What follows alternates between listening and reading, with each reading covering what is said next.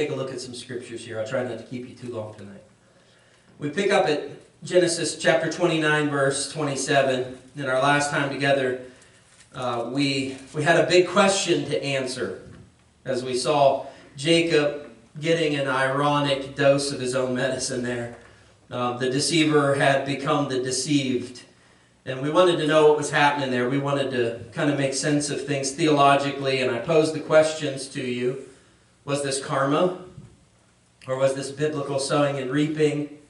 And I don't know if you gave any thought to that. I don't know if you gave any study to that. I don't know what conclusion you came to, but let me give you what I firmly believe. I mean, this is a firm conviction of my heart through many years of Bible study. I'll tell you what I firmly believe, and then I'll explain my answer a little bit. Excuse me. First off, the belief in karma should never be embraced by a Bible-believing Christian or anyone with rudimentary observational skills for that matter. All right? Because it just doesn't work. We don't reject karma just because it's a Hindu belief, and we don't want to give that concession. Like, we don't want to say, oh, can't believe we Christians didn't think of that first. So, well, let's just act like it's not real. No, it's not out of fear of concession or anything like that. It's because the principle is a bankrupt one. The teaching is a bankrupt teaching. We reject belief in karma based on its lack of merit. There's no substantiation for it. It just doesn't work out in the real life. Karma teaches that all of your positives and negatives, your good and your bad, balance out in this life. Did you notice my emphasis? I just pointed out the problem with karma. The teaching of karma is that everything about you, your good and your bad, everything balances itself out in this life for you. Now, karma has other elements that are not biblical. That brings into play the teaching of reincarnation. I don't know if you knew this, but in the karma philosophy, that includes all of your past lives. That's what karma is. All of your past lives and all of the good and bad from all of your past lives and your present life will balance out in this life. Now, the Bible doesn't teach reincarnation. The Bible teaches the exact opposite. I always find it interesting that people that believe in reincarnation and say that they remember their past life, they're always, have you noticed, in their past life, someone very special, someone very prominent, like Napoleon, or one of the Caesars. You don't ever hear, someone talk about reincarnation and say something like, well, I worked at a gas station in my last life, or I was a garbage man, or something like. You never hear that. It's always that sort of thing, the prominent position. But it's a bankrupt theory. The Bible teaches against it. The Bible, and I need you to know this, I need you to hear this. The Bible teaches that judgment doesn't happen in this life, right? So judgment and rewards for good and punishments for bad, the Bible teaches it does not happen in this life. And that's taken from quite a few different passages in Scripture, but, just to throw one at you here is Hebrews 9, verse 27, that says, it's appointed for men once to die, then what? Then the judgment. So according to the Bible, you can't be looking for everything to balance itself out now. You can't be looking for justice to get done in this life, but that's what karma teaches. Karma teaches justice happens in this life. Now, if you put the Bible against karma, you'll find out that it's not even close competition. If you just have rudimentary observational skills, you'll start looking around at the world that we live in, and you'll begin to realize that murderers get away with murder. Extortioners get away with extortion. Wicked people live wicked lives, and they never seem to have to pay the piper, and they go to their grave having not been punished for a wicked lifestyle. The Bible says that's to be expected. Now, the problem for us Christians is when we are expecting those people to be recompensed for their wicked lifestyles now, Because then we get ourselves hung up by the fact that they're living a horrible, wicked life. They're taking advantage of people. They're walking all over people. And yet God doesn't seem to be doing anything. Well, hello. He's told you in the Bible over and over, let that person have their life. Let them do what they will. Don't expect God to judge them in this life. Be patient. And the Lord promises that all accounts will be settled. The moment that flesh is laid down, the spirit of that person stands before God in judgment, and every work is answered for. Every word is brought into account. Every work is judged by God, and ultimate and complete justice and fairness is done by the Lord. Okay, now here's the problem we have. So we can strike karma off the list, right? This isn't karma, because that just doesn't work. People get away with stuff. Judgment doesn't happen. Balancing out by the universe, this wispy, unidentified, just general source of power and good that they say balances these things out. And I think sometimes karma is embraced just for the simple reason that then a person has an excuse when something bad happens to someone to say, karma. You know, people rejoice when other people fall or when other people get hurt. And I think karma's their crutch. They'll say, that guy just cut me off 4 miles back in traffic, and now he just got cut off and almost wrecked. Karma, good for him, serves him right. The universe has just balanced itself out. Well, maybe sometimes it seems like karma works, but that's not the case. We know it, and we can't use it as a crutch to rejoice in the calamities of others. The Bible teaches that just isn't in the heart of a Christian. We don't rejoice in evil. 1 Corinthians 13, again, we keep coming back to the love chapter. The person that has agape love doesn't rejoice in the iniquity of others or the downfall of others. So here's the question then. Okay, how about biblical sowing and reaping? Karma, let's strike that off the list. This wasn't karma that caught up with Jacob. But is it biblical sowing and reaping? Now, how many of you know this topic is one of my soapbox issues? One of my soapbox topics. How many of you know that it is a major pet peeve of mine to hear Christians talk about and believe in karma? How many of you know that? No one knows that? Well, good. I get to share some new information with you tonight. So could this be biblical sowing and reaping? Now, we have to be careful how we define biblical sowing and reaping. As you might expect, I'm going to let the Bible define it for us, because we can't define biblical sowing and reaping the way that some Christians do, because what some Christians do is they take the principle of biblical sowing and reaping and they make it the same as karma, without the reincarnation thing. They make it the same as karma, but they call it biblical sowing and reaping just to Christianize it. But if your viewpoint of biblical sowing and reaping looks just like karma, then you have your biblical viewpoint wrong. Let's look at this. Here's the most common text that is used to bring forth rightly so this concept, this truth of biblical sowing and reaping. It's Galatians chapter 6, verses 7 and 8. It says this: "Do not be deceived. God is not mocked," or God will not be mocked. So we know right away, pay attention, pay close attention to this, because this is a challenge to us, that we're not deceived by this. God is going to get this right, what he's about to tell us. And Paul says this: "For whatever a man sows, that he will also reap." And that's usually where people stop their quotation. And that's a lot of the problem with their understanding of this biblically.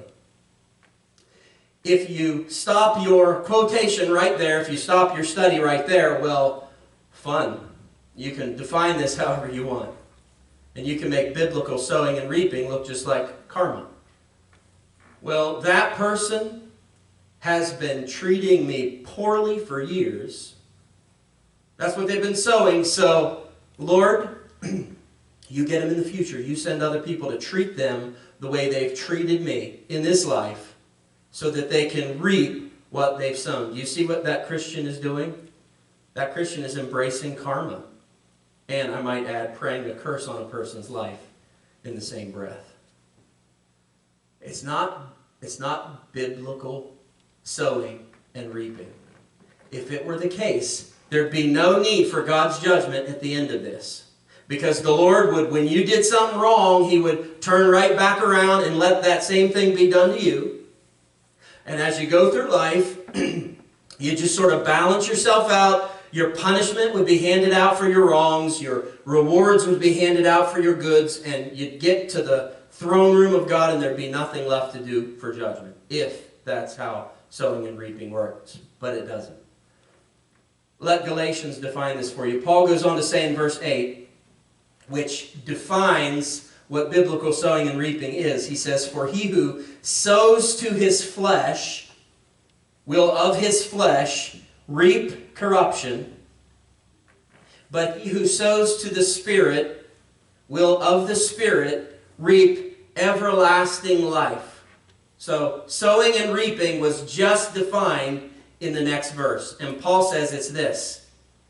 It's about, first of all, lifestyle.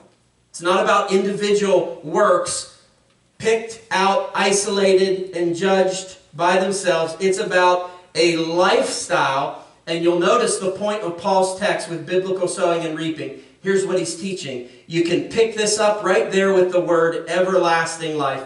Here's what biblical sowing and reaping is. And you're all going to say amen to this, I know. You sow in this life and you reap in the next life. That's biblical sowing and reaping. Very different from karma.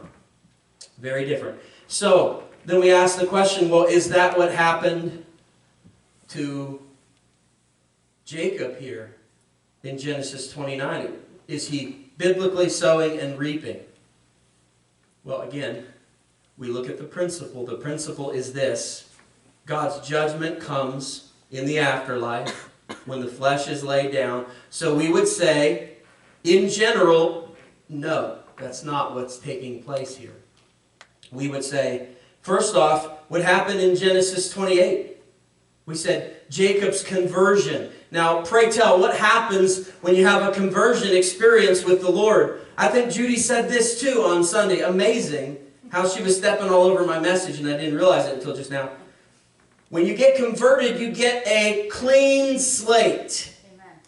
That means the Lord is not following you around in life and trying to catch up punishments for your behaviors of the past. No, when you have a conversion, that is wiped clean. What does the scripture say? The wrath of God no longer abides on you. Because the wrath of God, when you come to Christ in salvation, in conversion, has been poured out on Christ in your stead, on your behalf. The wrath of God abides on those that have not believed in the name of the Son of God. So, when you believe that wrath, all of that stuff that was coming your way because of your sin, it's wiped clean. And you get a clean slate and a new start. Genesis 28 is Jacob's clean slate. It's his new start. So what is happening here? I'll tell you what's happening here. Although God reserves judgment for the future, because He is extremely patient with us in this life, you know what God will do sometimes? He'll let you bump into some experiences in life that serve to you as a mirror for yourself. He'll let some behaviors be turned on you so that you get to see what that kind of heart looks like from the outside looking in. Right? And so I think what the Lord has done here is not upheld this principle. All right, well, Jacob, you reap what you sow. That's what you deserve. You were a deceiver. This guy deceived you. You deserve it. Karma, reaping what you sow. No.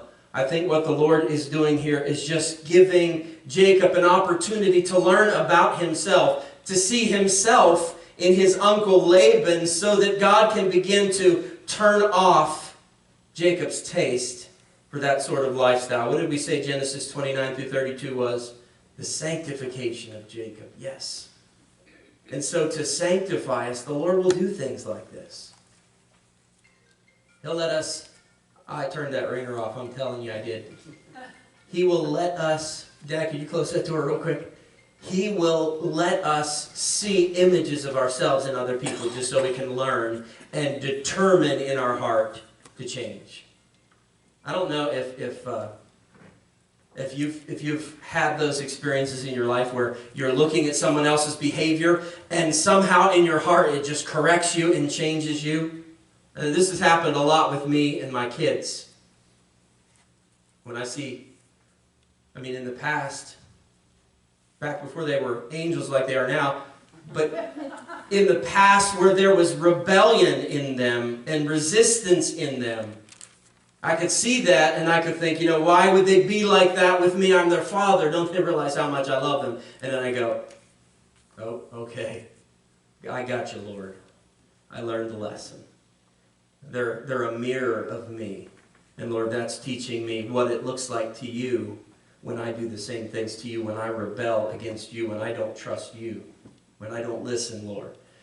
So I believe that's what's happening here. Now listen, let me give you one passage here to go home and read, just to make sure I get this as ingrained in your minds as I can about this topic of karma. Because let me tell you what's going to happen the next time I hear someone from Anchored Fellowship talking about karma and believing in karma. My head is going to explode right up wherever I'm at. It's just going to happen. It is a major pet peeve of mine because it is not a Christian teaching. Neither is that the viewpoint on biblical sowing and reaping. So let me give you this verse to really get this into the heart. It's Psalm chapter 73. And it's verses 2 and 3 to start with. Just write down this, verse 2 and 3, and then verse 16. Because what this is, and I know it's the book of Psalms, but this passage, this chapter was not written by David. Not all of the Psalms were written by David. This one, Psalm 73, happened to be written by a man named Asaph. And what Asaph is struggling with in Psalm 73, if we were to put it in modern terms, is this: karma, or the lack of karma, or the lack of sowing and reaping that's completed in this life. All right, that's what he's wrestling with. If you look at verses 2 and 3, just real quick, it says, "But as for me, my feet had almost stumbled. I almost stumbled in my faith. My steps had nearly slipped, for I was envious of the boastful when I saw the prosperity of the wicked." Did you catch that? It almost wrecked my faith, Asaph says, to look around and see what the wicked were getting away with. And he goes on to detail that out in the next handful of verses. Okay, so this is where a lot of church people are. That's where they are. They're like, Lord, how are you letting these people in this world get away with this wickedness? How are you letting this go on? Why aren't you judging this? Why aren't you balancing this all out? Lord, why aren't they reaping what they've been sowing as a lifestyle of wickedness? And it does cause Christians to stumble in their faith. It causes them to lose their faith in God. And here's the resolution for Asaph. Here's what brought Asaph back to his faith. Here's what straightened him out. He said this in verse 16. "When I thought how to understand this," so when I was trying to sort this all out in my mind and my heart, he says it was too painful for me until, verse 17, "until I went into the sanctuary of God, then I understood their end." Do you hear the discovery that Asaph made all the way back in Psalm 73? He said, that's where I finally got it. Karma's not real. Sowing and reaping doesn't resolve in this life. And Asaph said, here's what picked me back up in my faith and got my mind off of what the wicked were getting away with and not being punished for. He said it was when I came into the sanctuary. That would be the tabernacle, the Old Testament tabernacle. In modern terms, we'd say the church. When I came into church and I heard the scriptures and I got the revelation about their end. What happens when they die? That's it. Asaph says, that's the judgment. And that's why I shouldn't get too worked up right now when I see wickedness going unchecked and sin not getting dealt with and the ungodly prospering in this life when the godly aren't. And things seem out of balance. That's why it doesn't shake me anymore, Asaph would say. Because I got it now. I got the reminder. They will give an account. There will be a judgment. God's righteousness will be done. And if you think about it, folks, it should just take the pressure off to know that. I know we want to see justice. I'm a big fan of justice. I think that's why I like to watch those shows where people get caught, you know? Those cold case files and forensic files. I just love that. I love justice. I love to see people get caught. People that think they're so smart and covering all their tracks and leaving no evidence behind, and suddenly there's a little piece of fuzz that connects them. And justice is done. I love that. But listen, I think as Christians we can look out in the world that we live in and we can try to be patient with the wickedness that's out there. Understanding this life, that's as close to heaven as the unbeliever is going to get. Now for the Christian, this is as close to hell as it's going to get. You've heard me say this before. For the Christian, earth is as close to hell as you're ever going to get. But for the unbeliever, the person that will not come to Christ, this earth is the closest thing to heaven they'll experience. Listen, they've got a rough road ahead. They've got an eternity of dealing with those questions. Why didn't I just believe the simple gospel? Why didn't I just confess those sins and make that prayer and ask for help? Why didn't I ask the Lord to just let that punishment for my sins go? Why did I choose to bear this for my eternity? And knowing that, I think we can back off and give people a little more patience in this life. And hey, if you still can't still that churning in you to change things, well then good. You come and see me and we'll just get you sent out there as a missionary or a ministry evangelist, and you can go out and you can change the world one heart at a time. That's what we all need to be doing anyway, right? I mean, we'll commission you. We'll give you a certificate if you want. If that's what you need to get out there and work, we'll give it to you. So we come to verse 27 in Genesis 29, and it says this: fulfill her week, and we will give you this one, we'll give you Rachel also, for the service which you will serve with me still another 7 years. Do you remember where we are in the story? So the deceiver has been deceived, right? Leah was disguised as Rachel, and that's who Jacob woke up with that next morning after his wedding, thinking it was Rachel, but it ended up being Leah. And Jacob was, of course, incensed and said, why did you do this to me? You know that our agreement was for Rachel. And what was the comment of Laban? Hey, we just don't do things that way around here. It's our custom. The firstborn gets the privileges of the firstborn. And so that one of those privileges that the firstborn gets married first. So you got what you got. We outmaneuvered you, so deal with it. And what Laban has said in verse 27, here's the new terms. He says, fulfill her week. So give Leah a week-long honeymoon. And once Leah gets a week-long honeymoon, Laban says, we'll throw the other one in too. Now this wasn't a 2-for-1. She wasn't thrown in free. He was going to have to work for Rachel as well. But, and here's where I think we need to break a common misconception. Because I think, don't a lot of us believe that Jacob worked 7 years and he got Leah. Again, he thought it was Rachel, but it ended up being Leah, just like Jacob and Esau. And that whole story, it's complicated. But I think we believe that Jacob worked 7 years, got Leah, And then he worked another 7 years, and at the end of that 7 years, he got his second wife, Rachel. I don't know if anyone would confess that they believe that. If you do, you could go ahead and throw up your hand, and we won't excommunicate you from the church. I believed that for a long time. I thought that's the way that the scriptures read. They don't. Laban's terms are this: you give Leah 1 week of a honeymoon, and once that 1 week honeymoon is over, you can have Rachel, but you're going to have to work for Rachel another 7 years. You can be married to her, but you've still got to work 7 years for me. So you might look at it like this. For Leah, he paid in full, but for Rachel, he was paying by credit. Now, if you don't like my terminology about the payments, and if you don't like the way this feels, if this feels to you like he's working to pay off, to purchase Leah and Rachel as merchandise or slaves, let me tell you something, that is not what is happening here. There is nothing negative about what Jacob's doing. What Jacob's doing is actually a great positive, a protection for women that was built into these ancient systems, these ancient customs.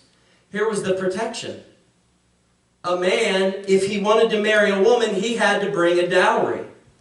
He had to bring a lump sum of money, and that went to the parents. You brought that money, and you said, all right, here's $50,000 or whatever for your daughter to marry her.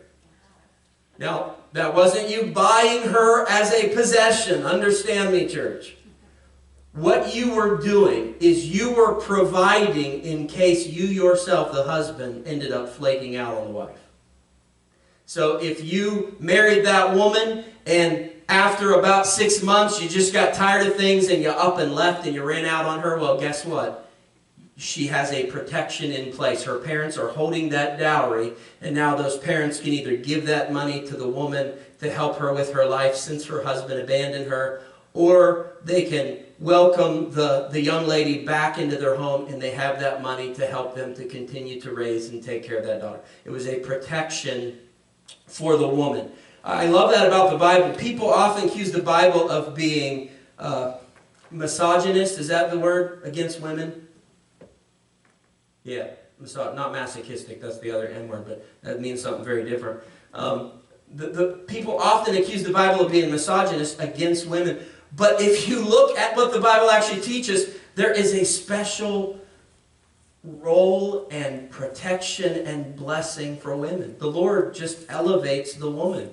Those cultures and customs never did, and here comes the Lord, and He comes along, and He gives His word and says, hey, let's take care of the women. Let's honor the women. So I like that about the Lord, but that's what Jacob is doing here. He's going to work for this.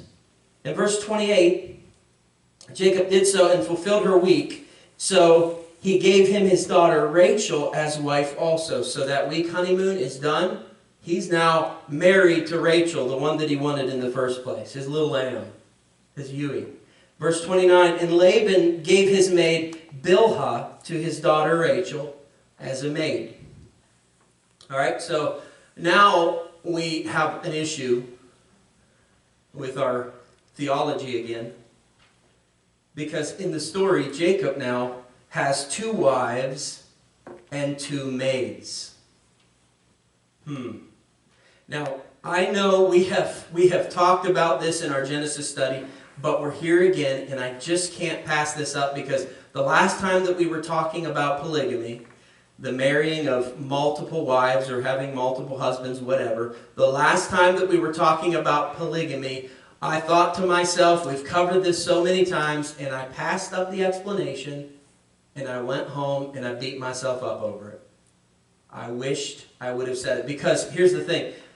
Those that haven't been tracking with us through our Genesis study, I do not want you to think that the Bible teaches that polygamy is okay. We're not Mormon here. And we do not embrace that Mormon viewpoint of the scriptures, no. Just because Jacob is married to 2 women and has 2 maids that are going to act very much like wives in his life too, that doesn't make it right. Why doesn't it make it right? Well, because the Bible does two things. Number one, the Bible records historical facts, and it also maps out for us clearly biblical truths.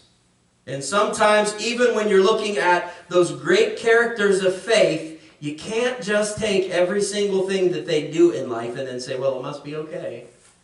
You can't do that. So what Jacob's doing is sin. We call it that because the Bible tells us in enough other places that it's sin.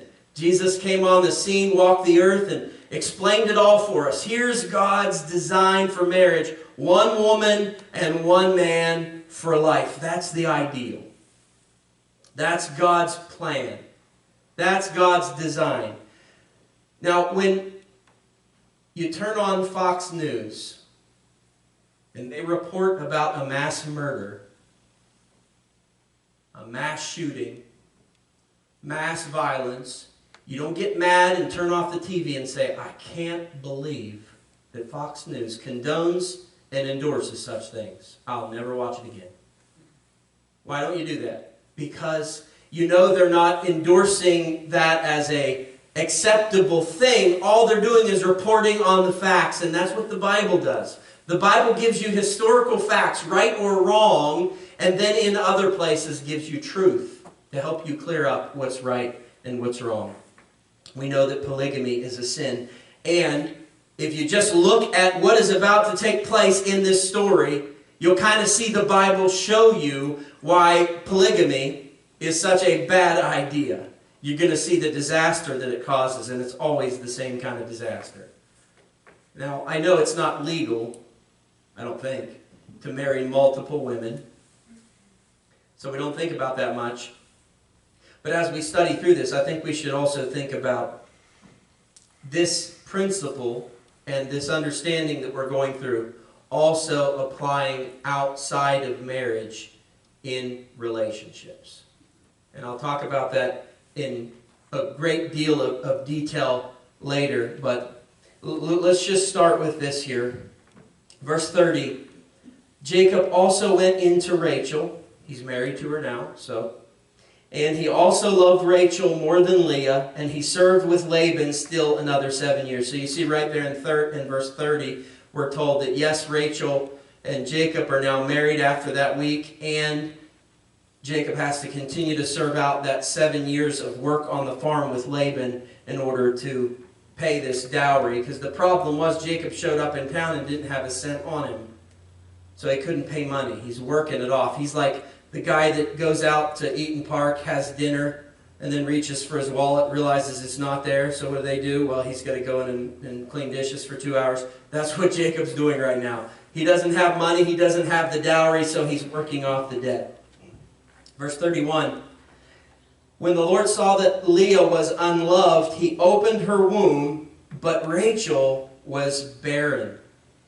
Okay, verse 30 has told us that Leah, I don't know if you caught this, that Leah was loved less than Rachel. Did you see that in verse 30? Leah was loved less than Rachel. But do you see what verse 31 says? One verse later, after he's now married to Rachel, it's no longer that Jacob loves Leah less than Rachel. What is the statement in verse 31? The statement is this: Leah is entirely unloved. And in fact, the King James Version uses the strongest word that you can use. The King James Version says, when God saw that Leah was hated. So in one verse's time, we had the marriage of Jacob and Rachel, and in that one verse time, we see Leah going from less loved to completely unloved. And right there is one of the great problems with polygamy. It is a classic section, yet another classic section of example of why the Bible is right about its approach to polygamy. Now, this might not seem like an important issue to you, but there have been, over the years, going back to like 3 decades, challenges to this belief and practice of monogamy. There have been all sorts of biased and agenda-laced studies to try to question that foundation. Is it really necessary that one man stick with one woman and not have multiple partners. You've probably seen studies like that. You've probably seen statistics and facts that, well, I should have used the quotations for those. You've probably seen the world try to push this off to us. And sometimes their arguments are so dumb. They say, well, just look at the ape. The ape doesn't have one partner. The ape has many partners. And maybe it's actually healthy for a relationship if you have multiple partners. Here's the problem. It doesn't work that way. The Bible teaches that it doesn't. And sure enough, just like the issue of karma and biblical sowing and reaping, when you compare what the world teaches to what the Bible teaches, again, the casual observer can just see the truths of the Scripture are correct based on the things that we see, the experiences that we see out in the world that we live in. Jesus said this in Matthew chapter 6, verse 24. And before I read this, let me make this statement. You've heard of being one-track minded, right? Guys are always accused of being one-track minded. I mean, it's true, for sure. All right, well, you've heard of being one-track minded. Well, here's how God made the human heart. God made the human heart to be a one-track heart. He just did. And this is true spiritually, and this is true romantically. Spiritually, Jesus said in Matthew chapter 6, verse 24, he said, no one can serve two masters, for either he will hate the one and love the other, or else he will be loyal to the one and despise the other. So, in other words, your heart either loves the Lord or loves sin. Your heart doesn't love the Lord and sin. No. Can't happen. It's a biblical impossibility. God made you with a one-track heart. You got to love one thing at the same time, and only one thing. You love God or you don't. And God made us romantically the same way. He made us to where the heart will only really, truly love one person at a time. And I guess we could say it like this. You cannot love two women. You'll either love the one and hate the other, or, so on and so forth. We could say it for the women, too. Women, you cannot truly love two men. You'll love the one and you'll hate the other. So it goes both ways. But we are definitely, the men and the women, one-track hearts. Now, women are definitely not one-track minded like the men. In fact, they often have hundreds and even thousands of tracks all going at the same time up here. But we're all one track in our heart. And let me tell you what that should help us with. It should help us with really two things. It should help us with prevention, and it should help us with identification. Prevention first is this, knowing this about our makeup, knowing this about our hearts. And it's an important insight to have about ourselves, because now preventatively what we can do is we can understand that our heart was designed to want to love one person, and if you've chosen that one person, now you learn from this insight about yourself and you give that person your undivided attention, right? True love is that. True love is giving one person your undivided attention and affection. So preventatively, that's what you do. What do you do to fall out of, or pardon me, no, not what do you do to fall out of love with your spouses, I'm sorry. Let me just hold the presses there. What do you do to keep yourself from falling out of love with your spouse? You understand this principle, and you devote yourself fully to that person. Preventatively, it means you're going to be careful about divided affections and divided attention. So if we take that general principle that Jesus gave us in Matthew chapter 6, verse 21, where he said, "Where your treasure is, there your heart will be also." Now, yes, I know that Jesus was speaking using that verse about investing our treasure in heavenly things and not earthly things, where everything just rusts and decays. but investing your treasure in heaven. But what he does in verse 21 there is he ends with a universal truth, a universal principle. And that universal truth and principle is this: wherever your heart, or pardon me, wherever your treasure is, there will your heart be also. Well, yeah, it works both ways too. I mean, wherever your heart is, that's where your treasure is. It works reverse too. So, preventatively now, knowing this about our one-track hearts, and knowing that our spouse or our boyfriend that we're committed to, our fiance, knowing that that is the person we've chosen, now what we do preventatively is we make sure that we are investing all of our treasure into that person. And where we get ourselves into trouble is when we let down that preventative look at this and we start investing our treasure all over the place. What is our treasure? By definition of Matthew 6, what Jesus was talking about wasn't money. You can't invest money in heaven. It would do you no good up there. I mean, the streets are made of gold. You get the point? The most valuable thing on earth is the least valuable thing in heaven is pavement. It's asphalt. That's what they use for the streets. So it's not money. By definition and context there in Matthew 6, our treasure is our time, our energy, and our affection. And Jesus was making the point, if you invest your time, your energy, and your affection into heavenly things, then that's where your heart ends up being. Your whole heart ends up completely just woven to the things of heaven. And it works the same with relationships. It works the same with our spouses. If we're investing the treasure of our time and our energy and our affection into just our spouse, what does the Scripture say about our hearts? That's where our hearts will be. See, the heart is always a few clicks behind the brain and the will. And you direct the heart with the will, with the brain. So if you decide, that person, I married them, or that person, I'm engaged to them, I choose to make them the one, so here's what I'm going to do.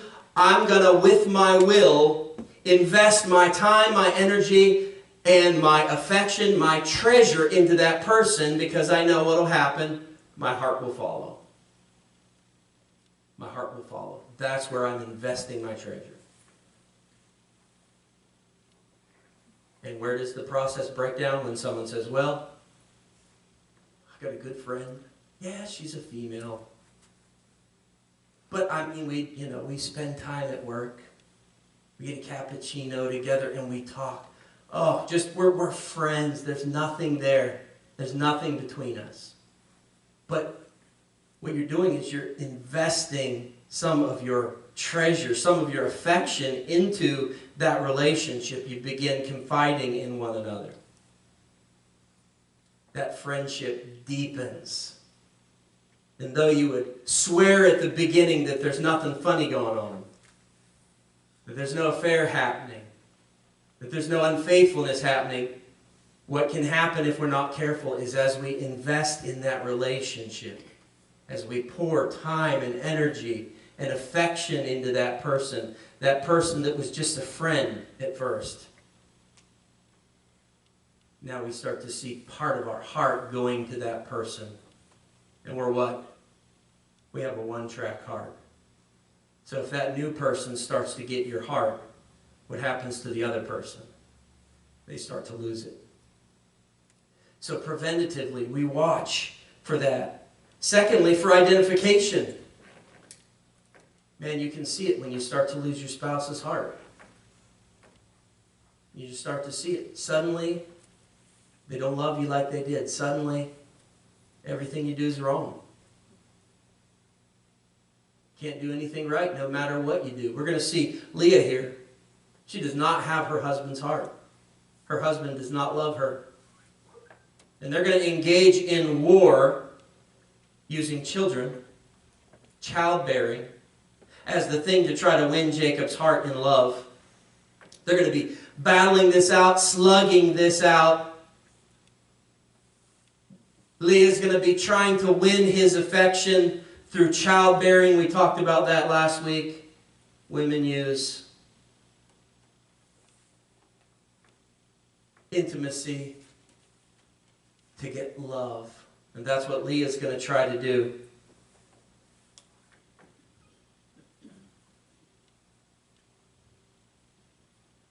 And you see it.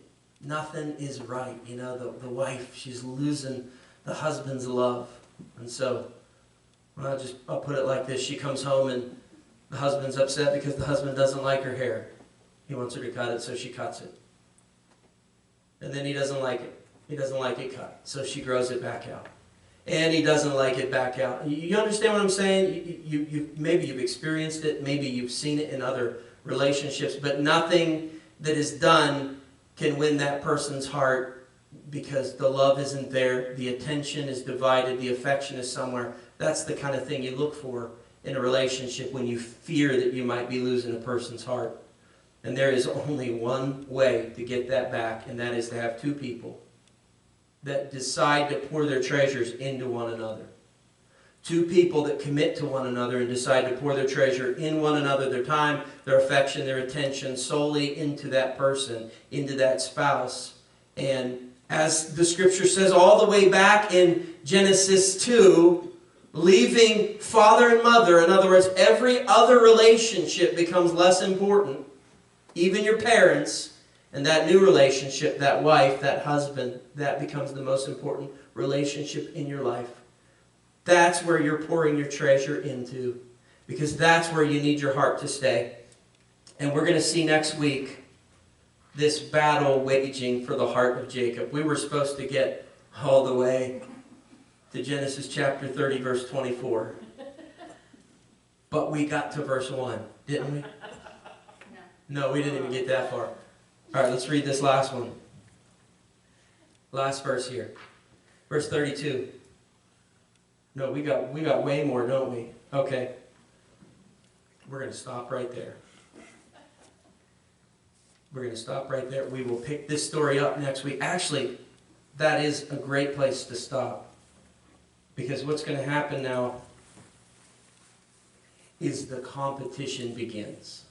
And this is going to be fun. Next week, we'll go down through this competition. We'll keep score. You're going to see Leah gets off to a great start right out of the gate. 4 kids right off the bat. Pop, pop, pop. And then Rachel's going to try to catch up, but Rachel's got a problem. We read it. Rachel's barren. By the way, so was Leah. Did you notice that? Did you notice that both of them were barren? We read the verse. And what did the Lord do? Out of compassion for the unloved wife, the Lord opened her barren womb. And for now, he leaves Rachel's womb barren. So you're going to see Rachel get creative in how to try to get a win in this competition. And you'll see it next week. She uses her handmaid. She has 2 kids through her handmaid. They're not even her kids. And she declares herself the winner. It's 4-2 at that point, but Rachel says, I've wrestled with my sister and I won. Wait, 4-2? We'll talk about it next week. Come back. Let's stand.